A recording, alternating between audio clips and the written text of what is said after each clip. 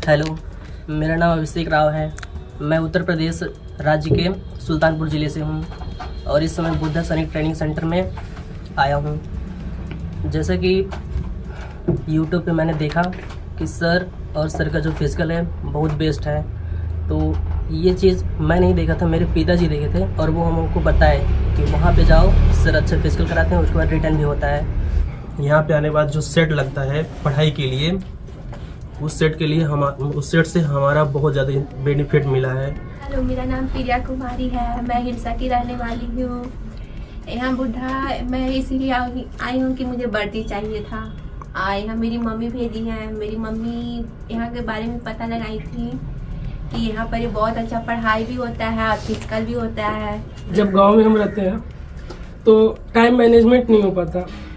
हम लोग कितना भी कोशिश कर ले, डेली का सोचते हैं कि टाइम बनाते हैं कि नहीं आज ये करते हैं, ये करते हैं, ये करते हैं, और हम इतना से इतना बजे शेड्यूल तैयार करते हैं कि हम इतना साइड टाइम पढ़ने के लिए देंगे और सुबह और शाम का निकाल के दौड़ेंगे। लेकिन ये शेड्यूल मुश्किल से 1 सप्ताह से 2 सप्ताह तक फॉलो हो पाता, उतना भी नहीं हो पाता। और यहाँ पे रहने का ये है कि सर हम लोग को गाइड करते हैं, दिशा निर्देश वही देते हैं, और यहाँ रहने के कारण हम सब अनुशासन को भी फॉलो करते हैं। और हम लोग का जो भी होता है सब daily regular time to time होता है। तो सबसे पहला तो हो गया टाइम मैनेजमेंट हो जाता, और दूसरा होता जैसे हम लोग कभी दौड़ रहे हैं तो हम लोग को पता नहीं चलता कि हम लोग क्या गलती कर रहे हैं, क्या नहीं गलती कर रहे हैं। और यहाँ रहने के कारण हम लोग को सर बताते रहते हैं, दौड़ने समय स्टेप ऐसे निकालना चाहिए, ऐसे ये होना चाहिए, सब कुछ बताते हैं। हम पहले फिजिकल खुद से करते थे गांव से ही, बट पैर में बहुत ज़्यादा दर्द पेन होता था, बहुत ज़्यादा पेन होता था और रनिंग कर नहीं पाते थे। कारण 3 दिन बस गए थे रनिंग करने के लिए, फिर पैर में बहुत ज़्यादा दर्द करने लगा था, तो फिर छोड़ दिए थे रनिंग। फिर सर का यूट्यूब पे वीडियो वगैरह देखे, फिर आए मदनी सेठ के लिए तैयारी करने के लिए। तो खुद से करने में और यहाँ करने में बहुत ज़्यादा डिफरेंस लगा हमको और बहुत अच्छा लगा। और सर धीरे धीरे बच्चा की तरह 1 राउंड 2 राउंड 3 राउंड करके दौड़ाए और बहुत अच्छे से करवाए। पैर में पेन वगैरह भी नहीं होता, बहुत अच्छा रिलैक्स महसूस होता है। को यहाँ आके बहुत अच्छा लगा।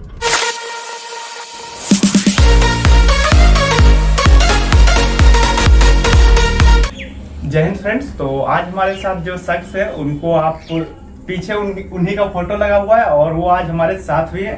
और वो उनको अगर बिहार स्क्रिप्ट में कोई भी डिफेंस की तैयारी करते हैं या फिर किसी भी चीज की तैयारी करते हैं डिफेंस से रिलेटेड, तो उनको आप जरूर जाने होंगे। उनके बच्चे आपको रोड पे प्रैक्टिस करते हुए बुद्धा ट्रेनिंग सेंटर का ड्रेस पहने हुए आपको अक्सर दिख जाएंगे। तो आज हम उन्हीं के पास आए हुए और उनसे हम बहुत सारी चीजें जानेंगे और उनके स्टूडेंट के बारे में, वो उनके स्टूडेंट भी उनके बारे में बहुत सारा कुछ बताते रहते हैं, लेकिन उनके जीवन के बारे में हम जानेंगे कि उनका बचपन से लेके यहाँ तक का सफर एक शॉर्ट टर्म में अगर वो बताना चाहें तो वो कैसे बता सकते हैं। तो वो सारी चीजें हम उनसे जानेंगे। फर्स्ट ऑफ ऑल सर, स्वागत करता हूँ आपके हमारे शो में। और सर, आपका ये पीछे फोटो आप ही का दिख रहा है जो कि आप वर्दी पहने हुए हैं। तो सर, यहाँ तक का सफर आपके पास ऑलरेडी जॉब भी था, आपने उसे छोड़ दिया, तो वो बचपन से लेके आपका ड्रीम क्या था और यहाँ तक का सफर आपका कैसा रहा? बहुत बहुत धन्यवाद। आपके माध्यम से मैं आज अपने लोगों को ये बताना चाहूँगा कि सबसे पहले मेरा नाम दीपक कुमार है और मैं अभी वर्तमान समय में बुद्धा सैनिक ट्रेनिंग सेंटर चलाता हूँ। लेकिन ये जो समय जो आप देख रहे हैं अभी, वो इतना आसानी से नहीं आया। हमारा जन्म छोटे से गांव रतनपुरा जो नूरसरा ब्लॉक में है वहाँ हुआ था। हम लोग एक संयुक्त परिवार में थे। मेरे पिताजी उस समय सेना में ज्वाइन किए। हमारा बचपन गांव में भी था। 6वीं 7वीं तक गांव के स्कूल में हम लोग पढ़े हैं। उसके बाद पिताजी ने हमको पढ़ाने का प्रयास किया, लेकिन माध्यम नहीं होने के कारण हम लोग गाँव में रहे। बाद में जब पापा की पोस्टिंग अच्छी जगह हुई तो हम लोग सेना में गए। तो सेना को क्वार्टर मिला। वहाँ पे 10वीं की परीक्षा मैंने पास की सीबीएसई बोर्ड से। स्कूल का नाम था आर्मी स्कूल रुड़की, ये आर्मी कैंप में होता है। इसके बाद मैंने इंटर भी पास किया वहीं से। लेकिन तब तक मेरे पापा का रिटायरमेंट हो गया और मैं वापस अपने गाँव आ गया। एक अच्छे से माहौल में फिर वापस गाँव आने के बाद वही मूलभूत सुविधाएं नहीं थी, ना गाँव में बिजली, ना पानी, न शहर में डेरा। लेकिन मैंने जो शिक्षा वहाँ पे गुरु से ली थी स्कूल में, उसको निरंतर जारी रखा। और उसके बाद फिर तब तक मैंने देखा कि आगे अगर पढ़ना है, बेरोजगारी का आलम बहुत ज़्यादा था। हमेशा लोग कहते हैं कि बेरोजगारी बेरोजगारी, तो ये आज नहीं, ये हमेशा रहता है। हम जब नौकरी के लिए थे तो पर भी, तो उस समय मैंने दोस्त लोग जा रहे थे मोकामा CRPF कैंप में कि वहाँ रैली है, मैं भी चला गया उनके साथ। मेरे पास कोई जाति का सर्टिफिकेट या नहीं था, सिर्फ मैट्रिक इंटर के डॉक्यूमेंट्स थे। इसको लेकर मैं चला गया। पहले सिस्टम क्या था, अब फॉर्म मिलता था गुमटी में, वहाँ लीजिए, फॉर्म भरिए, सर्टिफिकेट का फोटोकॉपी लगाइए और खड़े हो जाइए। तो मोकामा घाट CRPF कैंप में चले गए हम लोग, 5-6 दोस्त गए थे। सभी लोग छट गए, एक मैं रह गया। मैं रोने लगा कि सब लोग जा रहे गांव वापस, हमको यहाँ फंस गए। तो सोचे पहले नौकरी का ये कंडीशन था। हमने क्वार्टर देखा बहुत बढ़िया, लेकिन लगा कि CRPF, नहीं पता था कुछ भी कि क्या है कैसे है। आज का टाइम में इंटरनेट है, बहुत सारी जानकारी मिल जाती है आपको, उस समय नहीं था। वहाँ के बाद सीधा हम लोग भर्ती होने के बाद चले गए कश्मीर में ट्रेनिंग किए।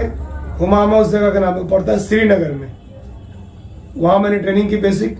इसके बाद चलाया मैं, मेरी पहली पोस्टिंग अयोध्या। इसके बाद पूरा इंडिया में हम लोग को घुमाया गया। इलेक्शंस ड्यूटी आप देखते हैं, CRPF का मेन काम होता है। इसके बाद जो मेरी पोस्टिंग हुई नक्सल जिला में, मैं एक सिपाही के पद पे ज्वाइन किया था CRPF को। लेकिन मुझे लगा कि नहीं, इतना पढ़ने के बाद कुछ नया करना चाहिए। तब मैंने क्या किया, डिपार्टमेंटल एग्जाम दिया। तो बोलते LDCE डिपार्टमेंटल एग्जाम होता है, मैंने उसको क्वालिफाई किया। उसके बाद मेरा प्रमोशन हुआ, दरोगा बना मैं।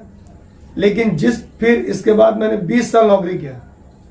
और जब मुझे लगा कि नहीं, फिर गांव जब भी आता था, लगता था गांव में कि सब बच्चा लोग बेचारा परेशान है, कुछ बेरोजगारी बहुत ज़्यादा, अच्छा शरीर है, फिर भी नहीं हो पाता है। गलत लोगों के चक्कर में पड़ के वो लोग अपना सारा भविष्य बर्बाद कर देते हैं। फिर मैंने सोचा कि नहीं, इस दौरान जब मैंने नौकरी किया 8 साल मैं जो नए सैनिक बहाल होते थे CRPF में, उनको ट्रेनिंग दिया। आपका राजगीर जो ट्रेनिंग सेंटर है CRPF का, उसमें 4 साल रहा। कोबरा ट्रेनिंग में रहा, कोबरा कमांडो जो बोलते हैं, उसमें रहा। जो नए लड़के होते हैं 20 से 22 साल, उनके साथ मैंने, जब 33 साल मेरी उम्र थी, तो 20 साल वाले लड़कों के साथ मैंने कंपटीशन दिया और वहाँ भी टॉपर रहा। अपने बैच का टॉप कमांडोज में हमारी गिनती होती थी। लेकिन ये सब प्राप्त करने के बाद भी कहीं एक लगता कि नहीं, कुछ करना है। और खासकर जिसका एक्सपीरियंस था मेरे को डिफेंस का, और डिफेंस में लोग ज़्यादातर गाँव के लड़के जाते हैं, तो मैंने डिफेंस को चुना और यहाँ पे अपना कोचिंग स्टार्ट किया। और यहाँ पे लोगों को अच्छा से अच्छा ट्रेनिंग, जो भी मुझे नॉलेज है, देने का प्रयास करते हैं। लेकिन यहाँ 2 चीज़ बड़ी सख्त है, डिसिप्लिन और पढ़ाई। और यही रिजल्ट का मेन हम लोग का रीज़न है, इसकी वजह से हमारा रिजल्ट आता है। तो सर के साथ हमारी बातचीत और आगे बढ़ाते हैं। और बेसिकली हम सर से जानना चाहेंगे सर कि इस डिफेंस लाइन में जो बच्चे आते हैं, अक्सर 12th के बाद आते हैं, तो सर उनका एक सिलेक्शन होता है कि वो डिफेंस में जाए या फिर किसी और क्षेत्र में जाए, तो उनको कैसे उनको अपना सेक्टर देखना चाहिए कि मैं डिफेंस में जा सकता हूँ या नहीं, मेरे लिए क्या। एक होता है सर फिजिकल एबिलिटी भी उनको पता रहनी चाहिए, और डिफेंस में बेसिकली बहुत ज्यादा फिजिकल, उसका जैसे आई प्रॉब्लम हुआ, कुछ रनिंग प्रॉब्लम हुआ, या फिर कुछ फिजिकल हाथ ऐसे टेढ़ा है, तो वो सारी चीजें सर उनको पहले कैसे, मतलब अगर कोई 12th के बाद अगर आना चाहता है डिफेंस की तैयारी करने, तो उनको सर क्या क्या बेसिक एबिलिटी होनी चाहिए उनमें से? देखिए, सबसे पहले तो मैं बताना चाहूँगा कि वर्ष 2023 में जो भी लड़के और लड़कियाँ डिफेंस में जाना चाहती हैं, उसके लिए हम लोग को बिल्कुल बहुत ही बढ़िया प्लान बना के रखे हैं। होता है क्या अक्सर बिहार में कि जब लड़के 12th करते हैं और BA में नाम लिखा लेते हैं, उनका पढ़ाई से नाता टूट जाता है। वो नॉर्मल एक कॉपी लेते हैं, कोचिंग से जाते हैं, एक कोचिंग गया, उसके बाद दिन भर खाया सोया। लेकिन एक लड़का जो 5 घंटा 6 घंटा तैयारी करता था और अचानक डिफेंस में तैयारी के चक्कर नाम पे वो अपना टाइम टेबल छोड़ देता है। मैं उस चीज़ को मेंटेन रखता हूँ, और हम लोग बिल्कुल अब उन्हीं लड़कों को तैयारी कराएंगे जो जस्ट इंटर पास किए हैं, क्योंकि उनका पास सीखने की ललक होती है। Right sir. और जो भी लड़का हम लोग या लड़की को यहाँ पे एडमिशन लेते हैं, उसका सबसे पहले आप देख रहे हो कि आई टेस्ट। राइट सर, यहाँ पे हाँ, ये आई टेस्ट वाला है, कलर ब्लाइंड है। जो भी मुझे नॉलेज है, क्योंकि हर साल एक बार हम लोग का मेडिकल होता था वहाँ पे, और उस मेडिकल में ही हम लोग को पूरा बॉडी का चेकअप होता था। ये प्रैक्टिस कर करके आदत बन चुका है। तो वो हम देख लेते हैं कि अगर बच्चा ठीक है, हाइट ठीक है, मान लिया सीना कम है, कई लड़कों को सिखाते हैं कि सीना कम रहता है, कम उम्र के बच्चे रहते हैं, ढंग से खाना नहीं खाते हैं, उनका सीना कम होगा। तो सीना के लिए हमारे पास जिम की व्यवस्था है, हम जिम करवाते हैं और अपना सब कुछ है। सर आप किस पोस्ट पे थे सर यहाँ पे? हम लोग देखिए, हम लोग जो वायरलेस डिपार्टमेंट होता है आप देखे होंगे, हाँ सर। उसमें सहायक उपनिरीक्षक पद पे थे और उसके लिए क्वालिफिकेशन बीटेक होता है। तो हम लोगों ने तो इंटर साइंस से पास किए थे, P6 केमिस्ट्री मैथ से। Right sir. और वहां जाने के बाद जब अब 3 साल का कोर्स होता है, आजकल का जो नया लड़का आ रहा है वो बीटेक या एमटेक होना चाहिए मिनिमम क्वालिफिकेशन। जी हाँ। और सर हम आपसे सर से तो बच्चे लोग बहुत सारे मिलते रहते हैं, बात करते रहते हैं सर, क्लास में भी अपने सर सभी स्टूडेंट को मोटिवेट करते रहते हैं और इनका जो अपना जो एक्सपीरियंस रहा है बेसिकली वो बच्चों को साझा करते रहते हैं। तो सर आपसे हम जानना चाहेंगे, जब आपने ड्यूटी ज्वाइन किया या आपका कोई भी एक इंसिडेंट सर जो पढ़ाई से हटके हो या आपके लाइफ में लगा हो कि ये मेरे लाइफ में एक टर्न आया कि यहाँ से मैं मुड़ गया, या फिर कुछ ऐसा मजेदार कहानी हुआ हो सर कि अरे यार ये मेरे साथ क्या हो गया है ये? देखिए, तो सबसे पहली बात तो ये है कि मैं आपका जब स्टूडेंट लाइफ में था तो मेरे सर जो थे वो हमेशा ये बोलते थे कि तुम डॉक्टर इंजीनियर नहीं बन सकता। अब भगवान जाने को क्लास 9-10 में बोल देते तुम्हारे अंदर लीडरशिप है, या तो लीडर बन सकता है या कमांडर बन सकता है। तो लीडर पॉलिटिक्स में होता है और कमांडर डिफेंस में होता है। तो हमारा कोई पॉलिटिकल बैकग्राउंड नहीं था, इसलिए लीडर नहीं बन पाए, लेकिन कमांडर बने। ये तो हमारे स्टूडेंट लाइफ में है। और स्टूडेंट लाइफ में क्या होता है कि बहुत सारी चीज़ें होती हैं जिसकी वजह से हमारे सर थे हमेशा जब भी गलती करते थे क्लास 12th में भी सीधा हाथ ऊपर ब्लैक बोर्ड की साइड बोलते थे, बेटा turn your face to the blackboard side and raise your hand. और इतना मोटा डंडा से ये पिछवाड़े पे लगा था, वो जबरदस्त। और उसके बाद हम लोग रगड़ते आते थे और बैठते थे। लेकिन जब हम लोग वहां से निकले तो सर ने एक ही बात बोला कि अगर तुम डंडे की मार याद रखेगा तो लाइफ में खुद डिसिप्लिन में रहेगा और बच्चे जो तुम्हारे साथ जुड़ेंगे उनको डिसिप्लिन रखेगा। ये तो स्टूडेंट लाइफ की हो गया। स्पोर्ट्स में हम लोग अच्छे थे, हर गेम खेलते थे, बास्केटबॉल, फुटबॉल, वॉलीबॉल सब खेलते थे। अब जब हम लोग डिफेंस में गए तो डिफेंस में एक बड़ा दुखद घटना है कि हम लोग जब छत्तीसगढ़ में पोस्टेड थे, वहाँ कई सारे एम्बुसेस में फंसे थे।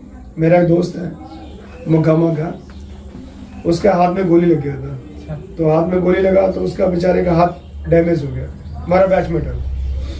ये गोली सर किस कर्म में लगा था? वो इनकाउंटर के टाइम। इनकाउंटर के टाइम। तो कोबरा में जब जाते हैं छत्तीसगढ़ में या झारखंड में तो आपका इनकाउंटर तो नॉर्मल सी बात है। Right sir. जैसे नक्सलाइट एरिया हुआ। हाँ, नक्सल जिला प्रभावित क्षेत्र है, आप तो न्यूज में सुनते रहते हैं। Right sir. लेकिन हम लोग बैच में अभी सबसे आगे वो लड़का है क्योंकि उसका बेटा MBBS पास किया है और वो भी कहाँ से, एम्स न्यू दिल्ली मिला है।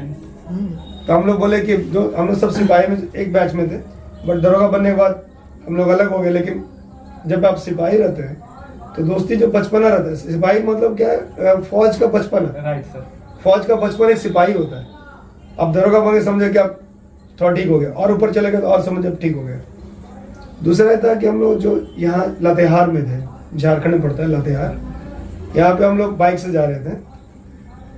अब पेट्रोलिंग बोलते हैं, एरिया पेट्रोलिंग। तो वहां पर क्या हुआ कि मेरे जस्ट बाइक से आगे पहले एक सब इंस्पेक्टर साहब थे, तो वहां पे लैंड माइंस, आप लोगों ने न्यूज सुना होगा बट हम लोगों ने झेला है। अक्सर सर मूवी में जो लैंड माइंस देखते हैं जो जिस पे वजन पड़ने से वो ब्लास्ट हो जाता है। तो आज के 2 तरह का लैंड माइंस होता है। मैन जो आदमी के वजन पे पड़ने से फटेगा, यस सर। और दूसरा जहाँ जैसे गाड़ी की किसी बड़ी गाड़ी को उड़ाने के लिए अगर टैंक वगैरह नहीं, जैसे आपका सपोज मान लीजिए बस है, ट्रक है, इसको जो लैंड माइंस उड़ाने के लिए लगता है बड़ा मात्रा में लगाया जाता है।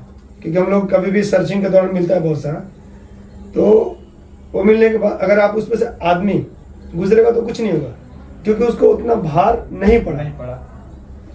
तो जब प्रेशर बम होता है, और लेकिन जैसे हम लोग क्या हुआ, एक बम होता है जो बम को कनेक्ट करके तार के साथ छोटी सी बैटरी के साथ कनेक्ट कर दिया, इसको इग्नाइट किया जाता है। अच्छा। तो वो लगा दिया था। तो हमारे जो सर थे वो हमसे सीनियर थे, उनका बाइक मतलब उड़ गया, आगे जा रहे थे, बाइक उड़ गया पूरा और उनका ये पैर कट गया। तो उस समय हम लोग बहुत दिक्कत में आ गए और शाम का टाइम था, बाहर से मेडिकल असिस्टेंट नहीं मिल पाता, किसी की तरह करके उनका जान बचा पाए। फिर हेलीकॉप्टर वगैरह आया तो उससे उनको लेकर के गए हम लोग। लेकिन ये सोचे कि जो व्यक्ति आपके साथ हंसता, मान लिया आप ही मेरे साथ आए, अचानक इस कंडीशन देखिएगा और पूरा चारों तरफ जंगल अंधेरा, तब क्या सोचेंगे? उस समय सिर्फ एक ही चीज आता है, वो आपका हिम्मत। Right sir. अगर आपकी हिम्मत है ताकत तो अलग बात है, लेकिन हिम्मत सबसे बड़ी बात है। हिम्मत नहीं है तो आप डर से मर जाएंगे। यही चीज हमको डिफेंस सिखाता है। और काफी अच्छी स्टोरी सर ने सुनाई, और लोगों को बहुत सारी चीजें पता नहीं रहती है इन सब चीजों के बारे में कि कैसे उनका स्ट्रगलिंग फेज रहता है। लोग जस्ट मूवी में देखते हैं कि आर्मी बन गया, उनको मजा कर रहे हैं, घूम रहे हैं, कश्मीर में है, लेकिन उनका रियल लाइफ वो 24 घंटे अगर वो बॉर्डर पे है तो आप चैन से सो रहे हैं अंदर देश के अंदर, वो चीजें होती है। और बहुत सारे सर अभी का जो जनरेशन है, यूथ बेसिकली बिहार हो या किसी भी स्टेट में, बिहार झारखंड, नशा सर बहुत बड़ी समस्या है।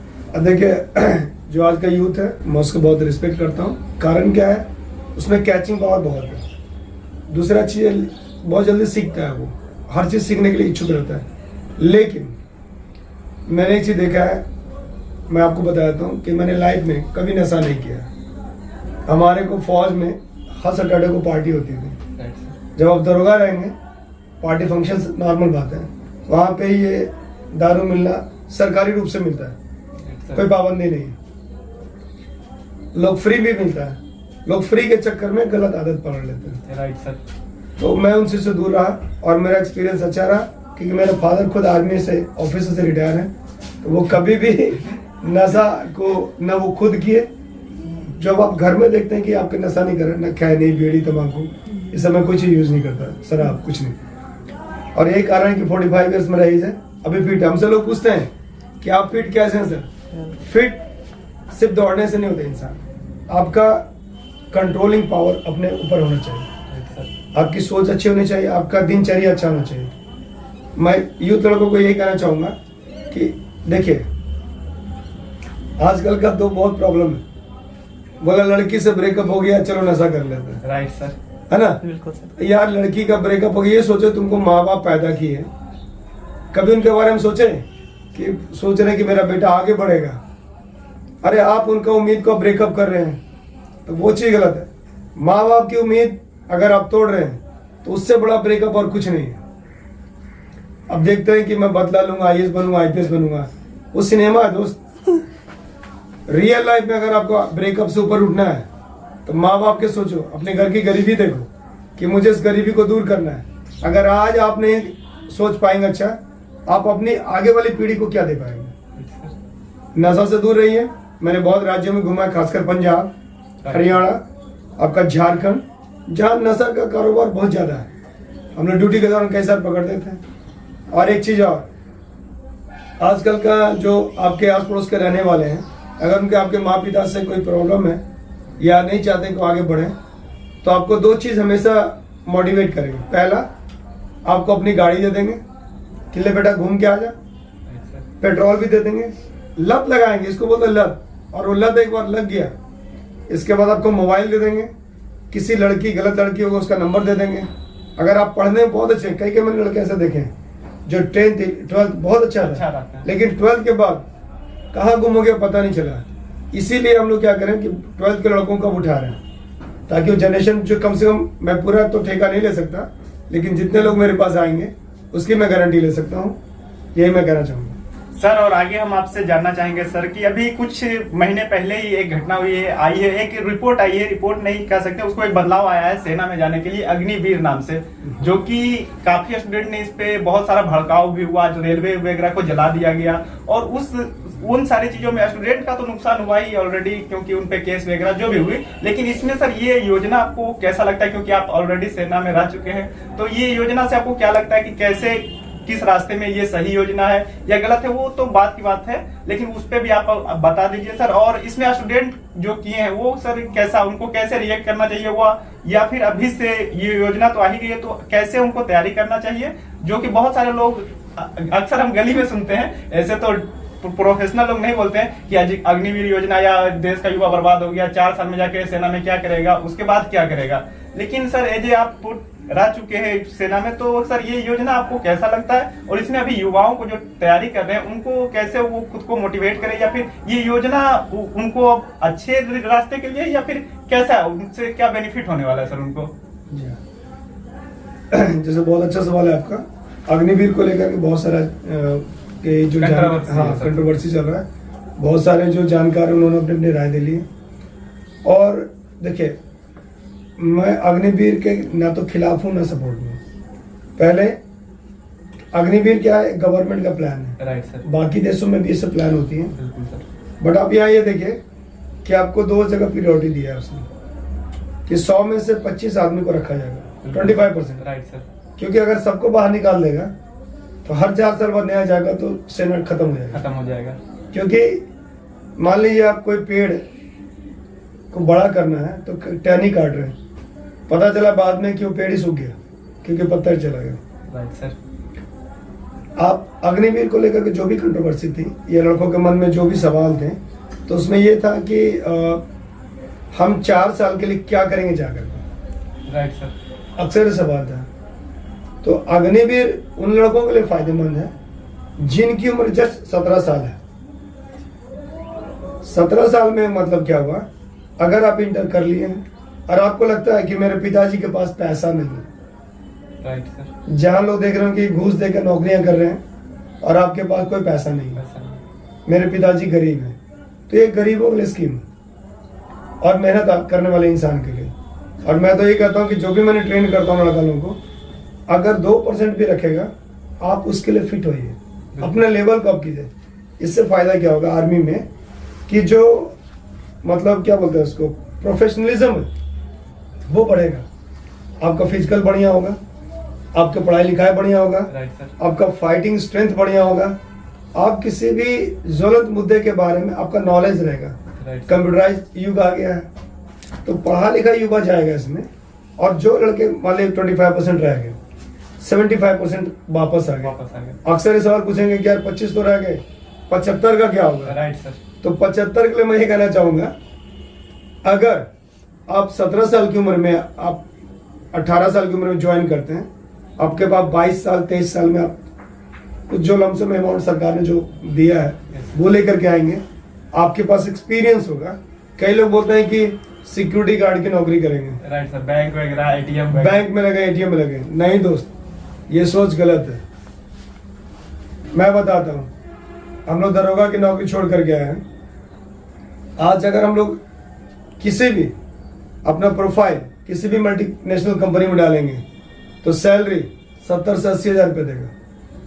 उसके लिए 2 चीज़ देखता है, आपका बैकग्राउंड क्या है, आपका बॉडी स्ट्रक्चर कैसा है, फिजिकल फिटनेस का स्टैंडर्ड क्या है, एजुकेशनल क्वालिफिकेशन क्या है, राइट सर। और आपने डिफेंस में क्या क्या कोर्सेज किए हैं। आजकल भी कमांडो की बहुत डिमांड है मार्केट में। जैसे ही है, जैसे जिंदा हाथी लाख का और मरा हुआ हाथी 1.25 लाख का। तो अगर कोई कमांडो डिफेंस छोड़ता है और उसके पास वेपन है, वेपन मतलब पिस्टल या हथियार कोई भी है, वो 1.25 लाख के बराबर है। Right sir. तो इसलिए मैं कहूँगा कि जो भी लड़के अगर जा रहे हैं डिफेंस ज्वाइन कर रहे हैं और 4 साल बाद सोच रहे हैं हमको वापस आना है, पहला चीज इजी वे में आपको लाइसेंस मिलता है, लाइसेंस ले लीजिए। सिक्योरिटी गार्ड क्यों करना है, बड़े बड़े VIPs हैं, आप उसके साथ रहिए, अच्छे कोर्सेज कीजिए वहाँ पे।